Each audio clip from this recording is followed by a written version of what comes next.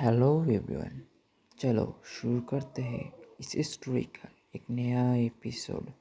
और तुम सब तुम्हारे कानों में ईयरफोन ज़रूर से लगा लेना, क्योंकि स्टोरी को अच्छी तरह समझने के लिए ईयरफोन ज़रूरी है। और चलो शुरू करते हैं एक नया सफ़र। मैंने कहा दरवाजा खोलो। रेहान, दरवाजा खोलो। रेहान कमरे के अंदर इधर से उधर टेंशन में चल रहा था। लगातार रेहान की मां दरवाजे को पीट रही थी। रेहान को समझ नहीं आ रहा था कि वो क्या करे। एक बार फिर वो अपनी क्लास में फेल हो चुका था। नहीं, मैं बाहर नहीं आ रहा, आप चली जाओ यहाँ से। रेहान ने ये कहा और बिस्तर पर बैठ गया।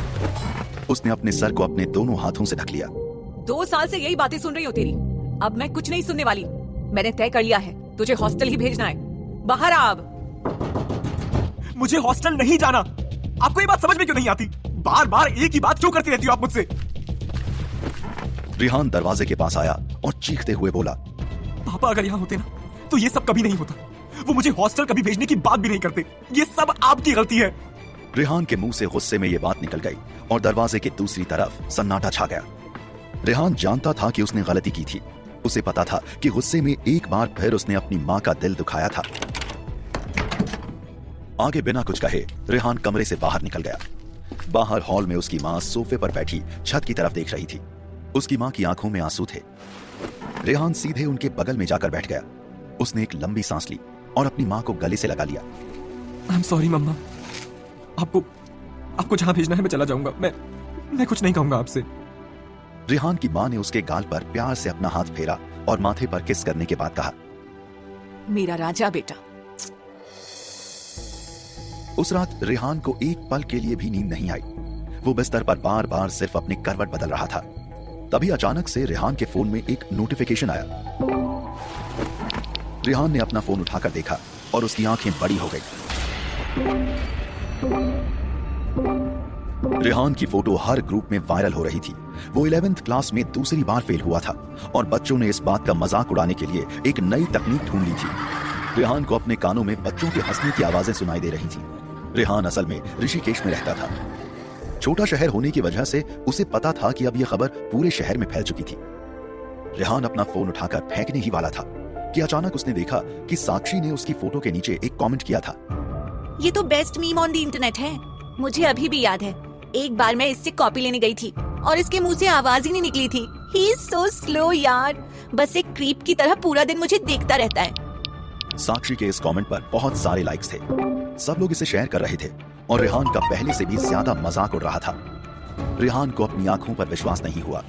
साक्षी ने उसके लिए पूरे इंटरनेट पर यह बात लिखी थी। क्या ये सच में वही साक्षी थी जिससे रेहान प्यार करता था, जिसकी एक झलक पाने के लिए रेहान कुछ भी कर सकता था? आज उसी ने रेहान के लिए इतना कुछ कह दिया। अब रेहान को अपनी आंखों के आगे साक्षी नजर आ रही थी, जो लगातार उसकी तरफ उंगली उठाकर सब लोगों के साथ हंस रही थी। साक्षी ने मेरे बारे में ऐसा कहा? नहीं, ये नहीं हो सकता। ये कोई बुरा सपना है, ये सच नहीं हो सकता। रेहान बिस्तर के सहारे अपना सर पकड़कर जमीन पर बैठ गया। रेहान को ऐसा लग रहा था जैसे उसकी जिंदगी बर्बाद हो चुकी थी। उसे अपने पापा की याद आ रही थी। रेहान ने अभी अपनी आंखें पोंछी ही थी कि अचानक उसके कमरे के एक कोने में रखे कंप्यूटर से तेज रोशनी बाहर आने लगी। रेहान ने जैसे ही अपना मुंह ऊपर करके सामने देखा तो उसके होश उड़ गए। वो रोशनी इतनी तेज थी कि रेहान की आंखों के आगे सब कुछ सफेद हो चुका था। रेहान ने कुछ बोलने की कोशिश की तो उसे एहसास हुआ कि उसकी आवाज पूरी तरह से जा चुकी थी। वो अपना मुंह तो खोल पा रहा था, लेकिन उसके मुंह से आवाज नहीं निकल रही थी। ठीक इसी समय उस कंप्यूटर की लाइट अपने आप अचानक से बंद हो गई। लेकिन उस लाइट के साथ साथ रेहान के पूरे कमरे और यहाँ तक कि पूरे घर की लाइट जा चुकी थी। रेहान ये देखकर बेहद घबरा गया था। वो अपने कमरे से बाहर निकला तो पूरे घर में अंधेरा छाया हुआ था। रेहान को अपने आसपास कुछ नजर नहीं आ रहा था। माँ, कहाँ हो आप? रेहान ने 3-4 बार अपनी मम्मी को बुलाया, लेकिन किसी ने जवाब नहीं दिया। किसी तरह से रेहान हॉल के पर्दे तक पहुंचा। ये सोचकर कि बाहर थोड़ी रोशनी होगी, रेहान ने पर्दे खोल दिए। लेकिन सामने देखते ही उसकी आंखें चौड़ी हो गई। बाहर हर किसी के घर की लाइट जा चुकी थी।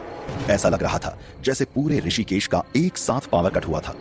रेहान को कुछ समझ नहीं आ रहा था। उसने अभी बाहर कदम रखा ही था कि अचानक से आसमान में तेज बिजली कड़कने लगी। रेहान बिजली की तेज आवाज से घबरा गया था।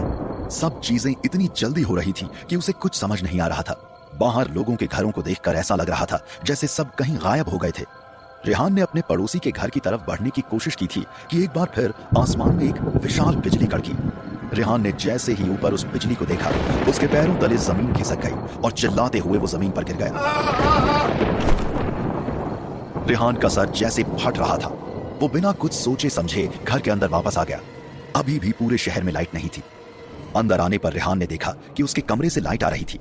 रेहान ने सहमे हुए कदमों से दरवाजा खोला और अपने कमरे में घुस गया। रेहान ने जैसे ही ये आवाज सुनी, वो हैरान हो गया। पापा? यह आवाज रेहान के कंप्यूटर से आ रही थी। रेहान डरते डरते कंप्यूटर के पास जाने लगा। डरो मत रेहान, ये मैं ही हूँ। पापा, लेकिन आप कंप्यूटर के अंदर कैसे? ये कोई मजाक है क्या? रेहान को कुछ समझ नहीं आ रहा था। उसे लग रहा था जैसे उसके साथ कोई मजाक कर रहा हो, लेकिन इतने सालों के बाद अपने पिता की आवाज सुनकर वो खुद को संभाल नहीं पा रहा था। तुम मुझसे मिलना चाहते हो? पापा, आप कहाँ हैं पापा? बोलिए ना, मैं अभी आ जाऊंगा। मैं आपके बिना नहीं रह पा रहा हूँ। मैं जानता हूँ, मैं सब जानता हूँ। मेरे पास आने का एक रास्ता है, लेकिन वो आसान नहीं है। तुम्हें इस दुनिया की पूरी जिंदगी को भूलना होगा, हमेशा हमेशा के लिए। क्या तुम वो कर पाओगे? रेहान का दिल जोरों से धड़क रहा था। उसके दिमाग में क्या चल रहा था वो सिर्फ रेहान जानता था। लेकिन रेहान को समझ नहीं आ रहा था कि वो क्या कहे। अपनी दुनिया को भूल जाना और ये सारी बातें उसे सच नहीं लग रही थी। तुम सोच रहे हो कि ये सब सच नहीं है ना? रेहान कुछ बोल पाता उससे पहले ही सामने से आवाज आई। क्या तुम्हें वो रात याद है रेहान, जब मैं इसी कमरे में कंप्यूटर के सामने तुम्हारे साथ बैठा था और अचानक से तुम्हारी मम्मी आई थी और हम दोनों को डांटते हुए यहाँ से भगा दिया था? हाँ? उसी रात मेरे बाहर कदम रखने पर सब खत्म हो गया था। रेहान के दिमाग में भी वो रात चलने लगी, एक पुरानी दर्दनाक याद की तरह। रेहान को कई बार वो रात एक बुरे सपने के तौर पर दिखाई देती थी, लेकिन इतने सालों में रेहान ने खुद के दिल को कठोर बना लिया था। अपने पापा की मौत के बाद उसने खुद को जमीन से उठाया था। मैं ना कभी तुम्हें अलविदा कह सका और ना ही उर्मिला को। मैं जानता हूँ वो मुझसे शायद जिंदगी भर नाराज रहेगी और अक्सर खुद को कोसती होगी। रेहान की आंखें भर आई थीं। इतने सालों बाद आज उसे पहली बार ऐसा लग रहा था कि उसके पापा वापस आ चुके थे। सच तो यह है कि मुझे तुम्हारी जरूरत है रेहान। मुझे यहाँ से निकालने का सिर्फ एक ही रास्ता है, तुम्हें यहाँ आना होगा। रेहान ने जैसे ही ये शब्द सुने वो काफी चौंक गया। उसने हड़बड़ाते हुए कहा, मेरी जरूरत है?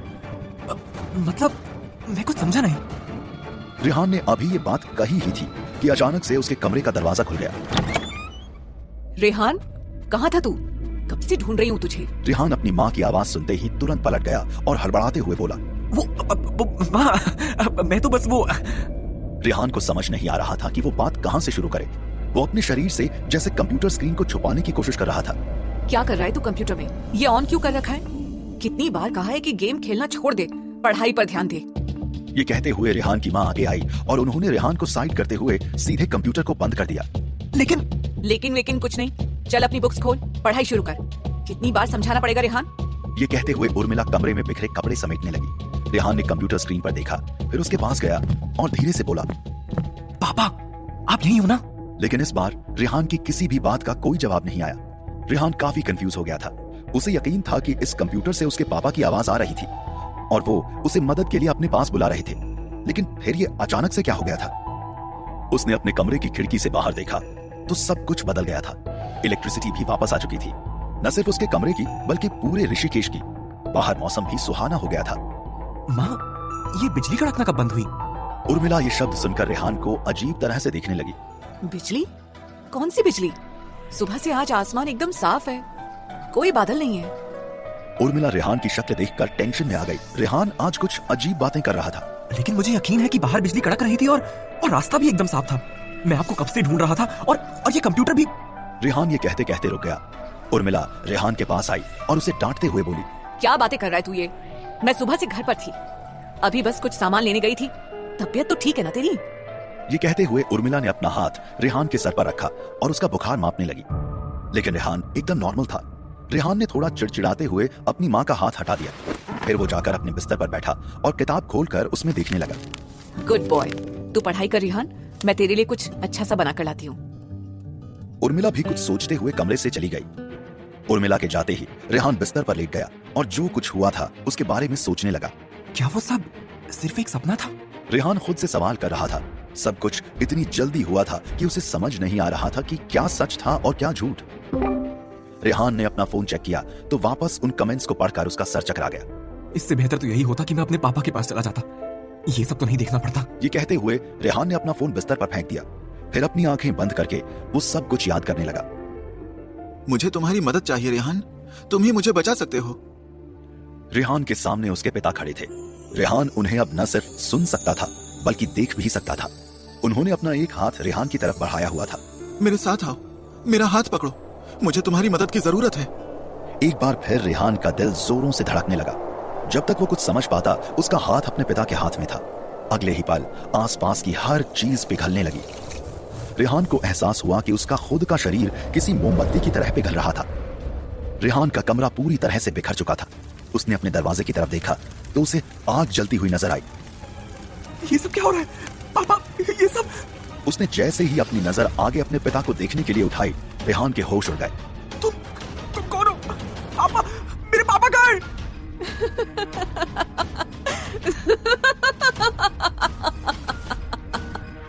कौन थी आखिर ये लड़की और रेहान कहां पहुंच चुका था? क्या रेहान ने सही फैसला लिया था? So finally you are here.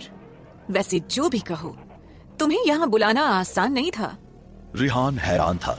वो अपने सामने खड़ी लड़की का कोई जवाब दे पाता उससे पहले ही उसकी नजर अपने आसपास की दुनिया पर गई। रेहान किसी घने जंगल में था।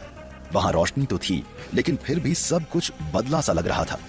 रेहान को समझ नहीं आ रहा था कि अचानक से जगह कैसे बदल गई थी। वो अभी कुछ देर पहले अपने कमरे में था और अब यहां, लेकिन कैसे?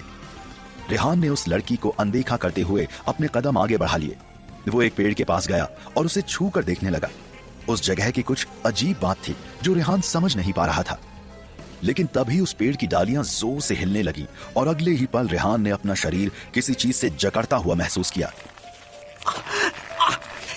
ये क्या हो रहा है मेरे साथ? ये क्या चीज है? रेहान ने झुककर अपनी कमर की तरफ देखा तो उसे एहसास हुआ कि उसके शरीर को पेड़ की एक डाली ने जकड़ लिया था और अब उसके शरीर को जोर से खींचा जा रहा था। बचाओ मुझे! रेहान चिल्ला रहा था। उसने आज से पहले कभी ऐसा कोई पेड़ नहीं देखा था। सब कुछ इतना जल्दी हो रहा था कि उसे सोचने का समय ही नहीं मिला।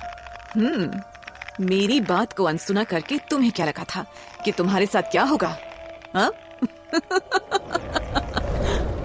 देखते ही देखते रेहान हवा में था और उसका शरीर उल्टा हो गया था। वो घबराए हुए चेहरे के साथ अपने सामने खड़ी लड़की को देख रहा था।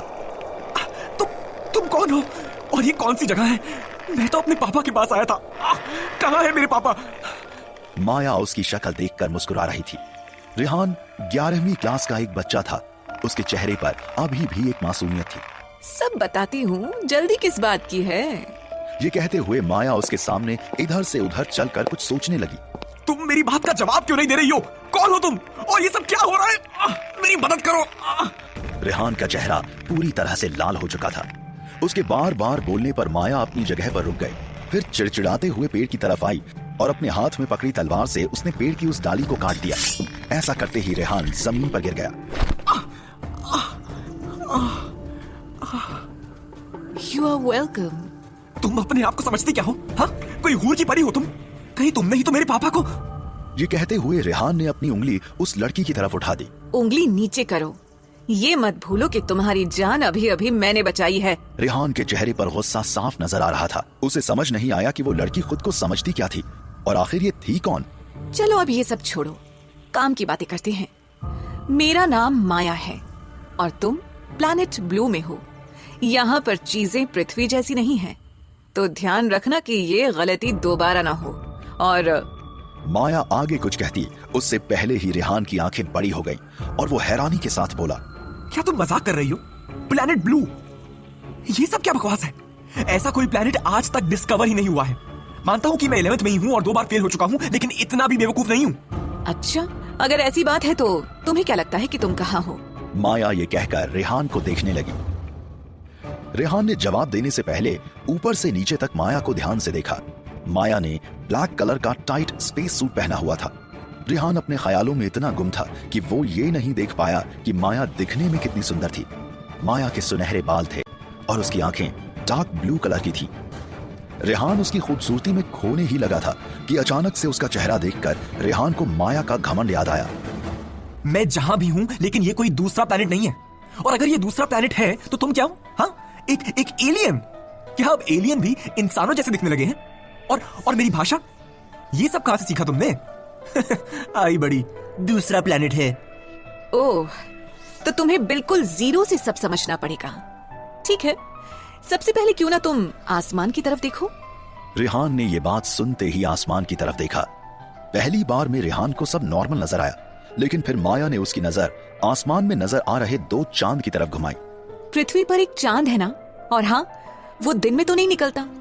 और वो देखो सूरज, तुम्हें नहीं लगता कि ये कुछ ज्यादा पास है? रेहान ने जैसे ही उसकी बात सुनकर अपने आसपास उन चीजों पर गौर किया तो उसके होश उड़ गए। रेहान अपनी आंखों को मलने लगा। उसे विश्वास नहीं हो रहा था कि ये सब सच था। और ये पेड़, तुमने पृथ्वी पर ऐसे पेड़ कहाँ देखे हैं, बोलो? नहीं, ये नहीं हो सकता। मैं जरूर कोई सपना देख रहा हूं। ये सब कैसे? एक मिनट, पापा। अचानक से रेहान को अपने पिता का ख्याल आ गया। अगर ये सब सच है तो मेरे पापा कहाँ हैं? मुझे अच्छे से याद है, मैंने उनका हाथ पकड़ा था। तुम कहां से आई हो? तुम हो कौन? चलो, एक मुश्किल तो पूरी हुई। तुम्हें समझ आ चुका है कि तुम पृथ्वी पर तो नहीं हो। और अब रही बात तुम्हारे पापा की, तो यही समझ लो कि उन्होंने मुझे यहाँ भेजा है। ये कहते हुए माया के चेहरे का एक्सप्रेशन बदल गया। ऐसा लग रहा था जैसे वो कुछ छुपा रही थी। लेकिन वो खुद कहाँ है? वो यहाँ कैसे आई? ये सब कैसे हो सकता है? रेहान के लिए ये सारी बातें एक्सेप्ट करना बहुत मुश्किल था। अपनी आंखों पर विश्वास न होने पर उसने अपने आप को मारने की कोशिश की। दर्द होने पर उसे एहसास हुआ कि ये सब कोई सपना नहीं बल्कि सच था। सब बता दूंगी, लेकिन उससे पहले तुम्हें उनसे निपटना होगा। ये कहते हुए माया ने रेहान की नजर उसके पीछे खड़े एक जानवर की तरफ घुमाई। रेहान के पीछे एक सफेद रंग के कुत्ते का पिल्ला था। रेहान को समझ नहीं आया कि एक छोटे से पपी से उससे निपटने की क्या जरूरत थी। निपटना क्या है इसमें? सारे कुत्ते मुझसे प्यार करते हैं। देखना, ये भी अभी मेरे पास आ जाएगा। सीटी बजाते ही रेहान उसके पास जाने लगा। भूलो मत, तुम पृथ्वी पर। अरे हाँ, जानता हूं मैं। ये कहते हुए रेहान ने प्यार से उस कुत्ते को अपने पास बुलाया। जैसे ही उसे छूने के लिए अपना हाथ आगे बढ़ाया, उसकी शक्ल देखकर रेहान के रोंगटे खड़े हो गए। उस कुत्ते ने अपना आकार बदल लिया और उसके दांत किसी भेड़िए की तरह बाहर आ गए। रेहान की तरफ देखते हुए उसके मुंह से लार टपकने लगी। रेहान की आंखें बड़ी हो गई थी। जिस कुत्ते के पिल्ले को देखकर रेहान को प्यार आ रहा था, उसने अचानक ही अपना नया रूप ले लिया। रेहान ने अगले ही पल दूसरी तरफ भागना शुरू कर दिया। भागने से कुछ नहीं होगा जब तक तुम इस जानवर को खत्म नहीं करते। रेहान चिल्लाते हुए भाग रहा था। उसे न तो इस जगह का कोई अंदाजा था और न ही अपने पीछे आ रहे जानवर का। जैसा कि माया ने कहा था, वो जानवर रेहान के लगातार पीछे चल रहा था। अब रेहान के पास उसे मार देने के अलावा और कोई चारा नहीं था। उसके खूंखार दांतों को देखकर रेहान बेहद घबरा गया।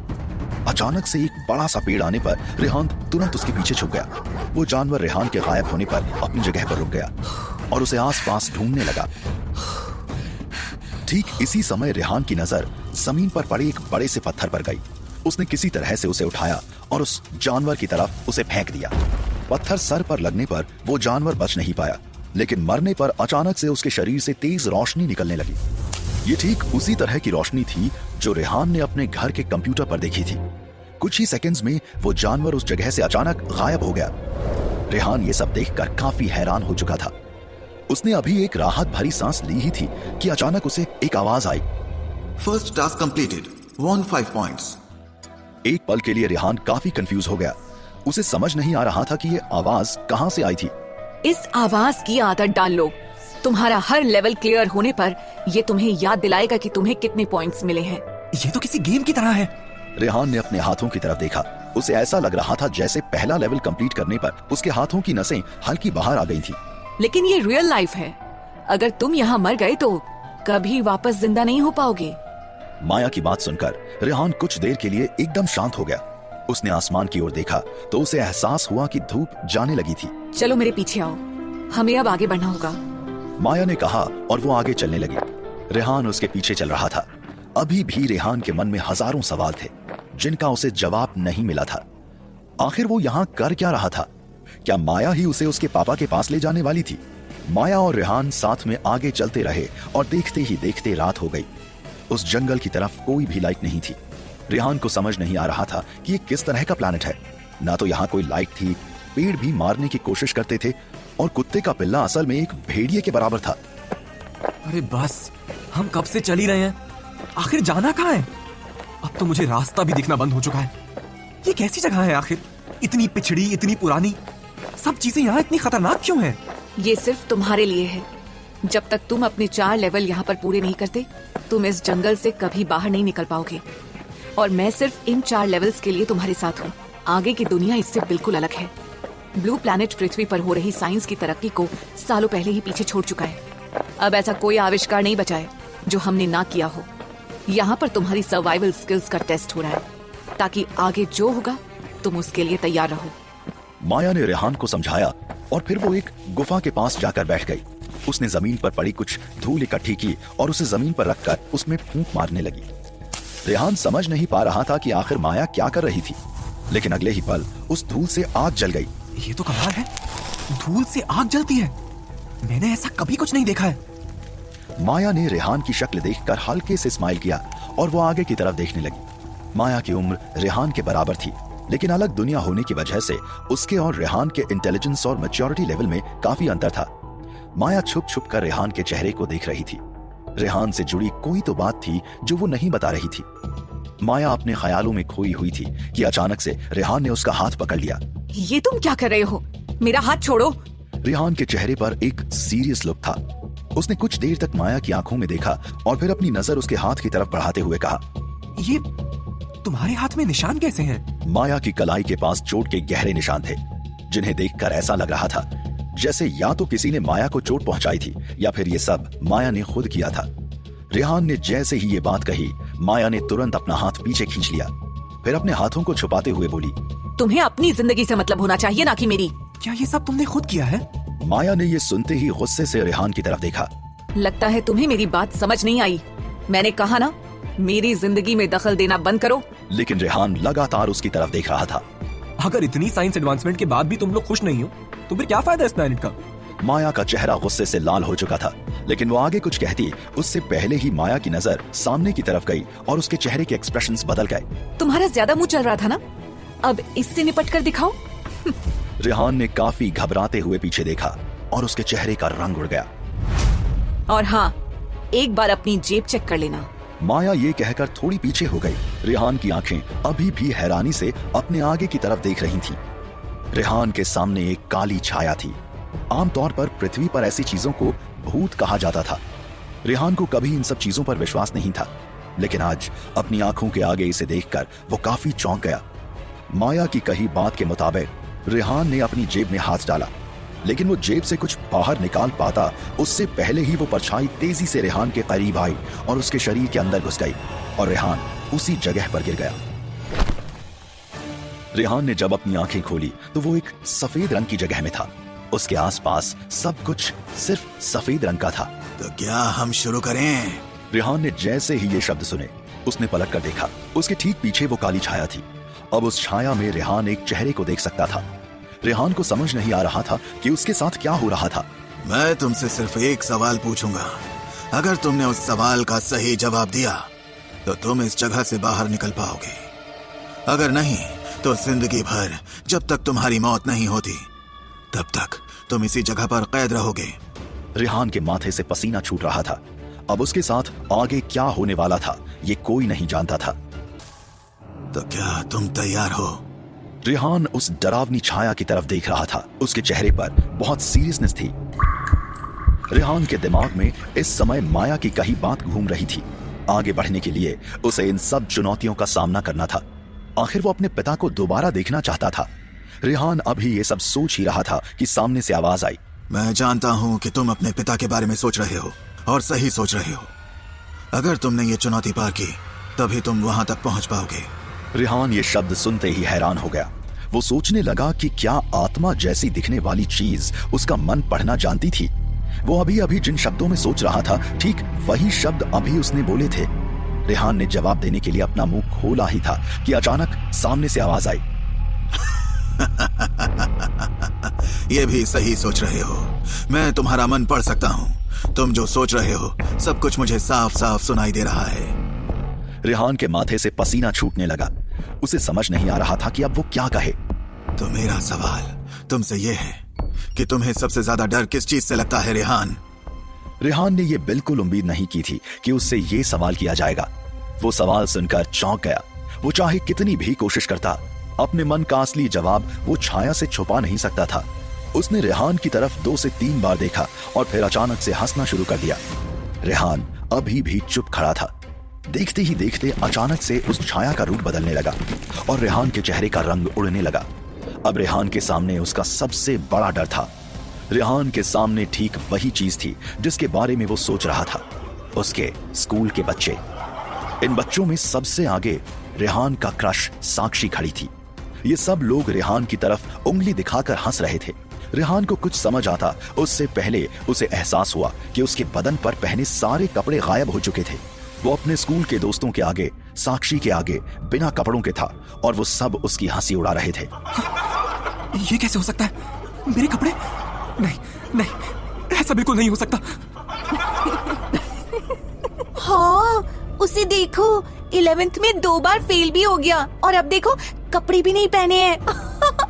उसकी शक्ल तो देखो। रेहान का चेहरा शर्म से लाल हो चुका था। उसने अपने शरीर को छुपाते हुए उस जगह पर भागना शुरू कर दिया, लेकिन वो जिस भी तरफ भागता वो सब लोग उस तरफ उसे नजर आने लगते। रेहान को समझ नहीं आ रहा था कि वो क्या करे। ये सवाल का खेल कब एक चुनौती में बदल गया। रेहान जितना बुरा सोच रहा था, चीजें उतनी ही बुरी उसके साथ होती जा रही थी। तभी अचानक से थकने पर रेहान ने भागना बंद कर दिया। ठीक पहले की तरह उसके स्कूल के बच्चे और साक्षी उसके सामने उसे नजर आए। रेहान ने उनकी ओर देखा और अचानक से अपनी आंखें बंद कर दी। रेहान के कानों में उसके पिता की आवाज गूंज रही थी। जिस दिन तुम अपने डर से डरना बंद कर दोगे, वो डर तुम्हें कभी नहीं सताएगा। ऐसा करने पर कुछ ही सेकंड्स में रेहान के आसपास से आ रही आवाज अपने आप बंद हो गई।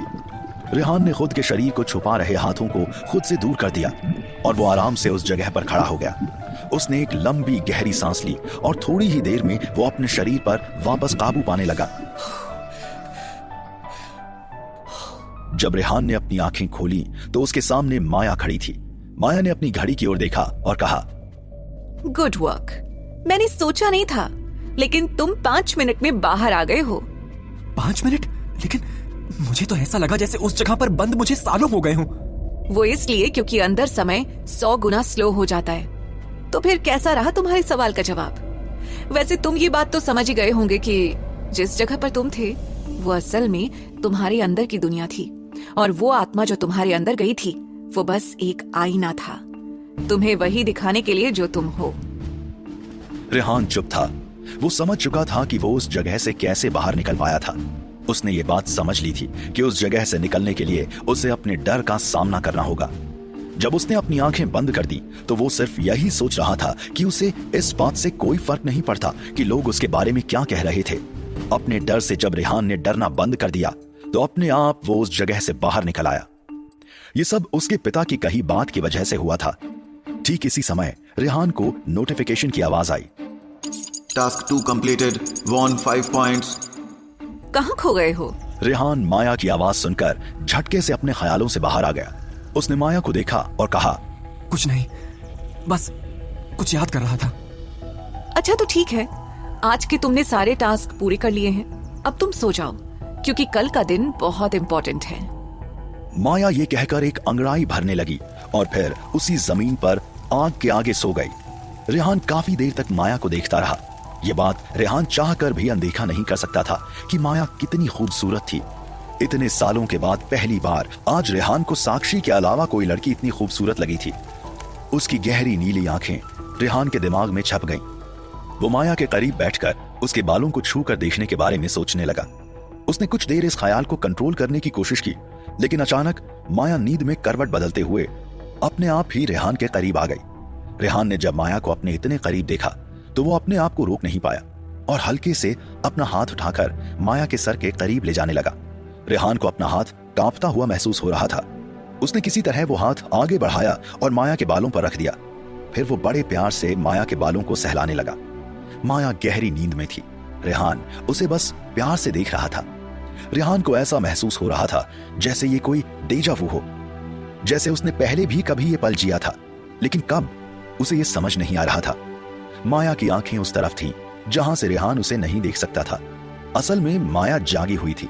उसने अपनी आंखें खोली और रेहान के हाथ को अपने सर पर महसूस करके हल्का मुस्कुराने लगी।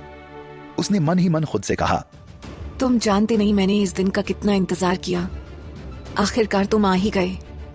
आखिर माया की क्या कहानी थी